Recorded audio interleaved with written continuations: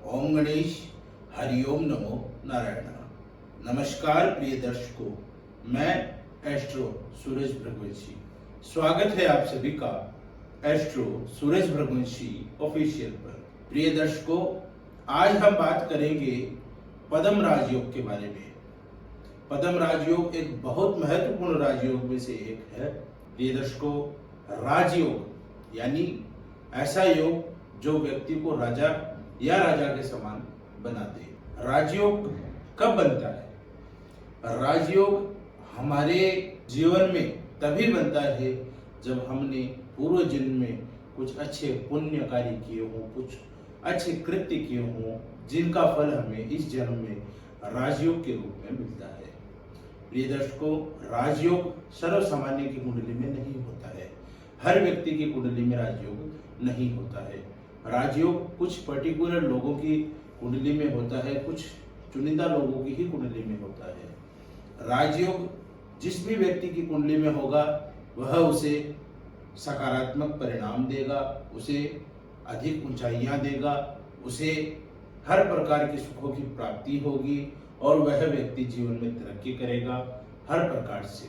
तो प्रिय दर्शकों, आज की वीडियो में मैं आपको पद्म राजयोग समझाने का प्रयास कर रहा हूं। आप पद्म राजयोग के बारे में पूरी चीज सीख सकें, इसके क्या फल होते हैं वो भी आप जान सकें।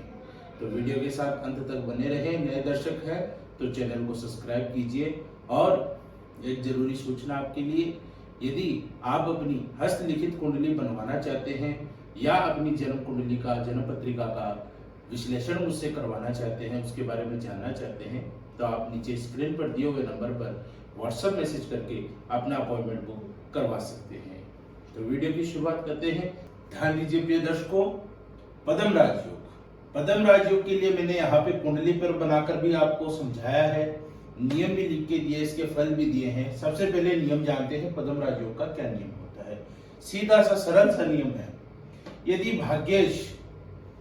भाग्येश मैंने आपको पहले भी बता रखा है, ये 12 घर होते हैं, हर घर के मालिक भावेश होते हैं। अब वो कौन से भावेश होते हैं? जैसे लग्नेश होता है, द्वितीय भाव धनेश होता है, और तीसरा भाव सहजेश होता है, चौथा भाव सुखेश होता है, पांचवा भाव सुतेश होता है या पंचमेश होता है। इसी प्रकार नवम जो भाव है वो भाग्येश है, भाग्य स्थान का मालिक भाग्येश होता है। अब भाग्य स्थान का मालिक और चंद्र से 9वें स्थान का स्वामी, यानी चंद्र जहां पर है वहां से 9 घर गिन के उस राशि का, उस घर में बैठी राशि का जो स्वामी है, उन दोनों का युति से संबंधित होना आवश्यक है, यानी दोनों की युति होनी चाहिए, तो पद्म राजयोग बनता है। उदाहरणार्थ मैंने यहाँ पर कन्या लग्न की कुंडली ली है। कन्या लग्न में लग्न स्थान का स्वामी तो चलो मान लो बुध ग्रह है, ठीक है। तो आप लग्न से आप 9वां घर देखिए, भाग्येश 9वां स्थान, ये 9वें स्थान का मालिक। 9वें स्थान में कौन सी राशि है? दूसरी राशि वृष राशि। वृष राशि का जो स्वामी होता है वो शुक्र देवता होता है। तो शुक्र और चंद्र से 9वें स्थान का स्वामी, यानी ये चंद्र दूसरे भाव में बैठा है, तो दूसरे से 9वें भाव का, यानी 1 2 3 4 5 6 7 8, यहाँ तक 8 हुए, ये 9वां भाव। 10वां भाव, वैसे कुंडली का 10वां भाव है और चंद्र से 9वां भाव है। 9वें भाव में जो राशि बैठी है, तीसरी राशि बैठी है मिथुन राशि। मिथुन राशि का स्वामी होता है बुध ग्रह। तो लग्न से 9वें स्थान का स्वामी शुक्र और चंद्र से 9वें स्थान का स्वामी बुध की अगर युति हो, दोनों एक जगह बैठे हो भाग्य भाव में, 9वें स्थान में युति बनाकर अगर बैठ जाएं, तो पद्म राजयोग बनता है। यहाँ पर मैंने आपको बताया है कि लग्न से 9वें स्थान का स्वामी और चंद्र से 9वें स्थान का स्वामी यदि 9वें घर में भाग्य भाव में युति बनाकर बैठे हों, एक साथ बैठे हों, तो पद्म राजयोग का निर्माण होता है। अब मैं आपको बताता हूं पद्म राजयोग के फल के बारे में। प्रिय दर्शकों, बोर्ड की तरफ ध्यान से देखिए। पद्म राजयोग जिन भी व्यक्ति विशेष की कुंडली में होता है, वह व्यक्ति दिखने में सुंदर होते हैं, धनी मानी होते हैं, उनके पास पैसों की कमी नहीं रहती है, तीक्ष्ण बुद्धि होती है, उनका दिमाग कार्य करता है, अच्छा काम करता है, भाग्य का साथ उन्हें पल पल मिलता है, हर पद पद पर उन्हें अपने भाग्य का साथ मिलता है वो अपना लक कहीं पर भी आजमा सकते हैं, हर फील्ड में उन्हें सफलता मिलने के चांस रहते हैं। पद प्रतिष्ठा प्राप्त होती है।